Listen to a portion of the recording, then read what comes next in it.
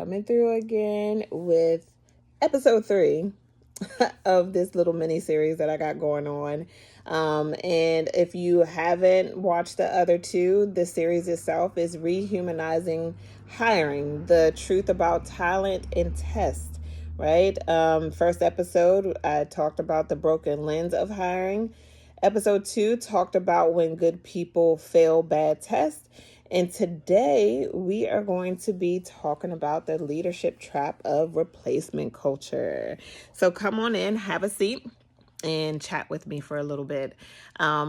So where to actually start with this? I swear, sometimes my brain just be going, guys. But what I've noticed throughout work history is that companies replace instead of repair.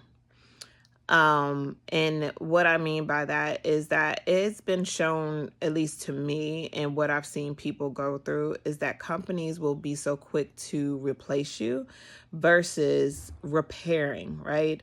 Now, I can honestly say there are certain circumstances where, yes, replacement is required, okay? But then there are certain, areas where I feel like there might be a deeper look into the company itself as to why, certain behaviors or things like that have changed within that employee. So for me, when someone starts to struggle or reflex shouldn't be, the reflex shouldn't be to replace them. I think it should be a sign for you to engage with them. And I can connect this to many times where I feel like I have been misunderstood and misjudged. Now, I'm going to be completely transparent and 100% honest. In my earlier days, your girl needed to mature. I'm not going to lie about that one. So I can take accountability for my actions and the growth that I needed to have in certain positions, in my earlier stages of my career. So I can admit to that, right? But then as time went on, what I found is that companies would still rather replace you versus understanding the why behind the decline or whatever they might feel as though you're lacking in at that time. Because here's the truth of the matter, and this is for my leaders in companies, okay?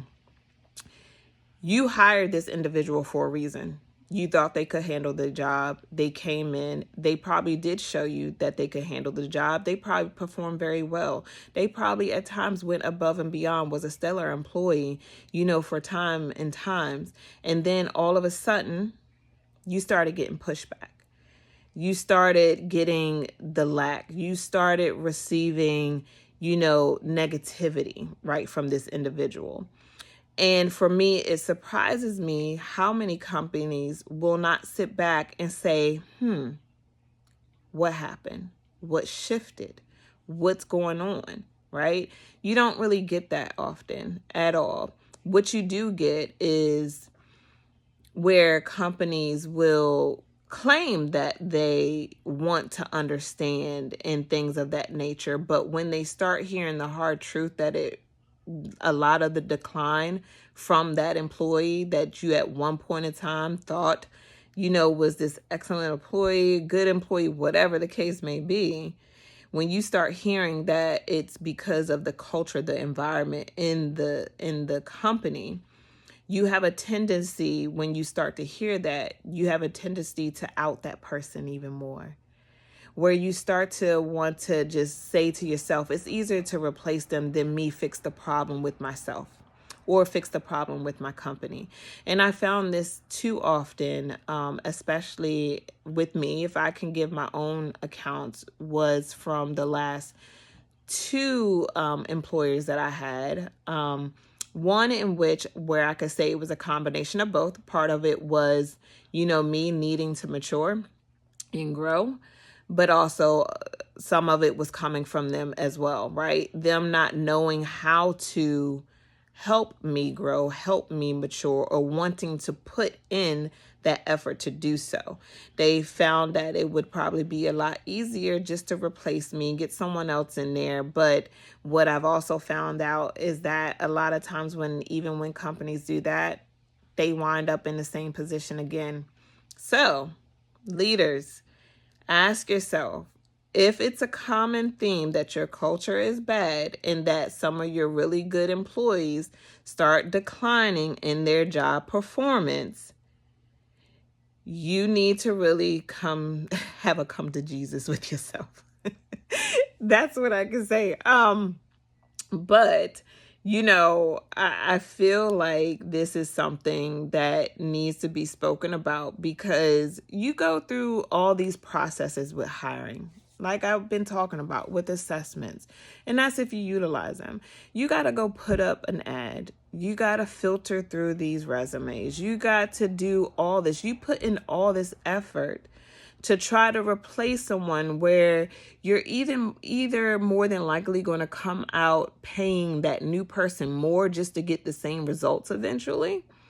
Or what you can do is take your time to figure out what's going on. Has the culture really changed? Start asking questions. Start digging into some of the claims that are being brought up about your company, and really start trying to make those adjustments and those changes, rather than you thinking that it's easier just to disregard someone, right? And replace them, when in fact, it rarely ever is. And it's baffling to me how we treat each other as human beings and expect something different, but we won't do that for ourselves. We won't challenge our own selves as leaders to say, you know what, they might just be right. This company, our values, me, myself, have not shown up in a way that's supportive for them. What can I do to change that culture so we don't continue to keep having the same problem? You know what I mean? Like, do you ever sit back as leaders and ask yourself those questions? And if you're not asking yourself those questions, I really want you to weigh out the cost it's really going to take you to invest in someone that is there, knows the job, was doing really good at one point in time. Is it going to cost you that much to accept accountability for the actions and things that you're doing, versus you going out here trying to mask that problem, that culture, for it to only show up again, right? And when it shows up again, you having to go through this cycle over and over and over again. The same way that, companies, when they're hiring people, we look at how often that person, that candidate has went from job to job, is the same way as if being a candidate, I do my due diligence and I look at you guys' turnover rate. And if you have a high turnover rate, it tells me that there's some truth, behind the claims that are being made about your company. And it tells me that the culture itself is not good. So, I go through all those aspects, and I will always hold myself accountable for my own part that I usually play in certain positions. But I also know that a larger part of the issues that we're having within workplace does come down to the culture, and that those people in leadership not wanting to accept accountability for themselves, but they want to preach about accountability, integrity, and being honest. And that always does not translate because they can't do it themselves. So it's just truth in there. And what I want to say is that's why I really went about this time in my life. I had been building out coaching for quite some time now. And, I knew that this was a calling for me, because I have my own lived in experiences, to take people, women in specific, from survival, mode to thriving.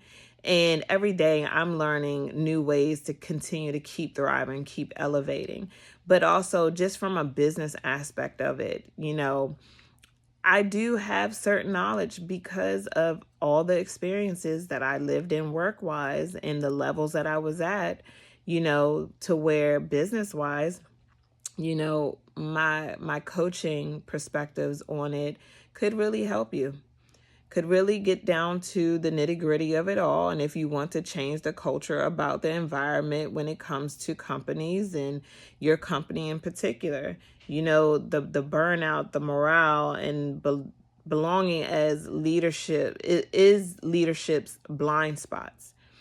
And that's where business coaching comes in as well. And, for me, I, stick to my lane. I stick to what I know. And one thing that I do know is, how to thrive from, coming from survival mode. And then I also know about some business aspects, but people don't become problems overnight.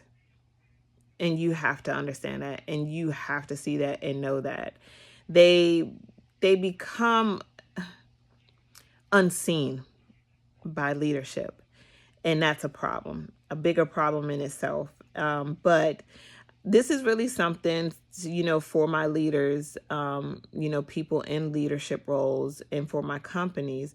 If you're really wanting true change, really start to evaluate what it is that you're doing, the culture, the parts that you play. Hold yourself accountable. You can't expect your employees to hold themselves accountable when you're not leading by example. And if you ever want to sit down and have a conversation with me, for me to come through, dissect what, your company's morale and, how to better turn the culture around, you can always reach out to me. But let's have a discussion down below. Leave a comment. Let me know what you think, what your concerns are, and we can just go from there. But until next time, I hope you guys are enjoying this series. I think a couple more episodes of things that I'm going to discuss. The next episode that I'm going to be discussing about is the price of over testing and undervaluing talent. So that is going to be the next episode. I hope you guys stay tuned. And until next time, keep becoming, keep trusting the process. And, just remember, your life is your blueprint, and build it with intentions. Until next time, guys. Bye.